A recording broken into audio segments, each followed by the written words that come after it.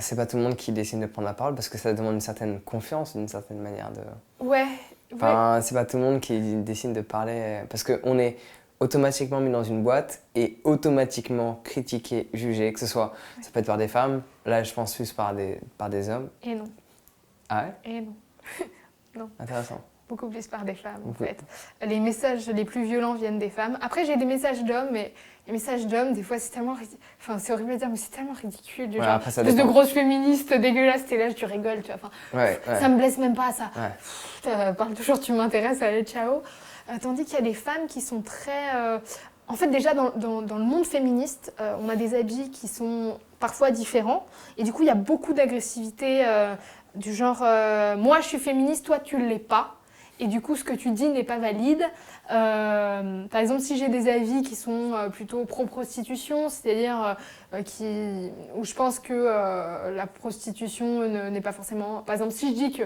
Enfin, si j'exprime des avis là-dessus, et qu'il y a d'autres féministes qui sont 100% anti-prostitution, le débat va être très très virulent, très violent, et les femmes peuvent être très méchantes.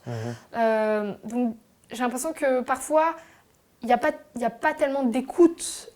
Parfois entre femmes, l'écoute est plus difficile. Après, je pense que c'est une histoire d'ego, quoi. Parce que là, on parle de réaction, et quand on parle de réaction, on parle d'ego. C'est mon idée, elle est mieux que la tienne, ok? Ouais, c'est ça. Et ça, c'est l'ego, quoi. Exactement. Et puis des femmes aussi, En fait, ce qui est compliqué aussi, c'est qu'il y a beaucoup de femmes qui n'ont pas envie de se réveiller. C'est-à-dire que ce que j'essaye de faire, en gros, c'est que moi, je pense qu'en tant que femme, on a tous une sorte de laisse. Et cette laisse-là, mon but, c'est déjà qu'on prenne conscience de la laisse. Et après, je donne un ciseau et tu la coupes ou tu la coupes pas. Tu fais ce que tu veux de cette laisse. Et en fait, il y a des femmes, elles trouvent ça tellement douloureux de prendre conscience de la laisse qu'elles sont là, genre, espèce de grosse... Enfin, du coup, elles vont s'énerver contre moi, comme si j'avais inventé la laisse. Ouais. Et du coup, des fois, il y a un truc... Je sens que l'éveil chez certaines femmes est tellement violent, tellement douloureux, et qu'elles sont tellement dans des croyances. Par exemple, si je dis aux femmes, oui, t'as le droit de ne pas t'épiler, mais si tu t'épiles aujourd'hui, c'est pas... Personne ne veut s'épiler. La réalité, c'est que personne ne veut s'épiler.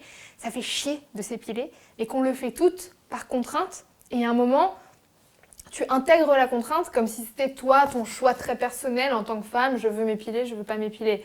Et quand je dis à ces femmes-là, non, tu t'épiles parce que tu as une telle pression, on t'a conditionné à, ça les rend ouf. Elles me disent, non, je décide de m'épiler. Oui, tu décides de t'épiler, mais dans ce contexte-là.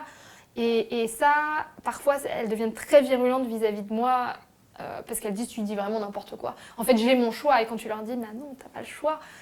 C'est le but du conditionnement, c'est qu'on a l'impression que c'est notre choix, alors qu'au final c'est un choix qu'on nous a mis dans la tête. C'est ça. C'est le conditionnement, quoi. Sur différents aspects de la vie, on est tous conditionnés. On peut se conditionner soi, mais même si on prend conscience des conditionnements, on est toujours conditionné. Parce qu'un conditionnement c'est basé à partir d'images.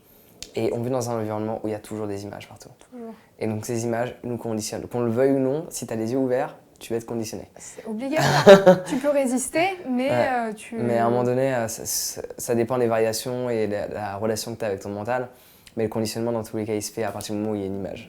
Et puis tu peux être consciente de ton conditionnement et ne pas arriver à t'en débarrasser. Ouais. Moi, je sais que je suis très consciente de mon conditionnement vis-à-vis de mes notions de ce qui est beau ou pas beau sur un corps féminin, les poils, etc. Je tiens 2 semaines avec des poils sur les jambes et puis j'ai tellement honte que je vais les épiler. Et pourtant, je sais que j'y arrive pas. Mais après aussi, là, je pense, parce que bon, il y a le contexte social à prendre en compte. Bon, il y a celui de la société qui nous a conditionnés à, du coup, pour les femmes, à s'enlever tous les poils. Mais il y a après ce qu'on ressent, enfin, je pense en tant que femme, ce qu'on ressent, forcément, est influencé par la perception que d'autres personnes risquent d'avoir de nous.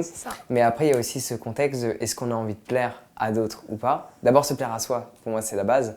Mais une fois qu'on se plaît à soi, est-ce qu'on a envie de faire un effort pour plaire à d'autres? Ça, c'est le choix de chaque personne en tant qu'individu, quoi. Tout à fait. Tout à fait. Mais ce qui est compliqué, par exemple avec le sujet des poils, c'est que tu sais que tu vas faire face à un rejet, d'une certaine façon, des hommes, parce qu'ils sont conditionnés de la même façon que nous, à voir que des femmes épilées. Et dans ce cas-là, comment sortir de ce cercle vicieux, en fait Et puis même en tant que femme, moi, quand je regarde mes poils sur mes jambes, quand je les laisse vraiment pousser, j'ai un dégoût de moi-même, c'est délirant, j'ai un dégoût de moi. Enfin, c'est-à-dire que je suis tellement conditionnée que je trouve que c'est... Je regarde, je me dis, mais c'est trop moche. C'est Après- très moche. Et je regarde sur les jambes d'un mec et je trouve pas ça moche. Enfin, ça n'a pas de sens.